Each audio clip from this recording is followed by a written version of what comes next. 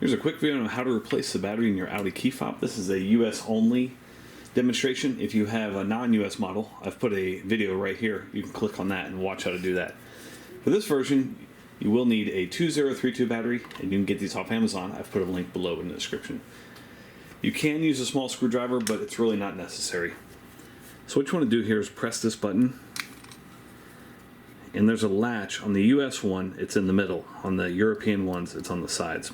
So there's a latch right here in the middle, and if you go at this kind of sideways, you can pop up that back hatch right there. You can kind of see it's popped up a little bit.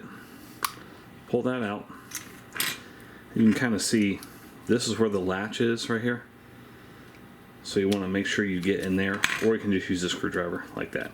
Once you're in here, take your screwdriver or your key, pop out the dead battery, put the new one in, positive side facing outward. Then this goes like that. Put your key back in. You can check to make sure this is working. Make sure you got your red light right there. Hope that was helpful. Make sure you hit that thumbs up button.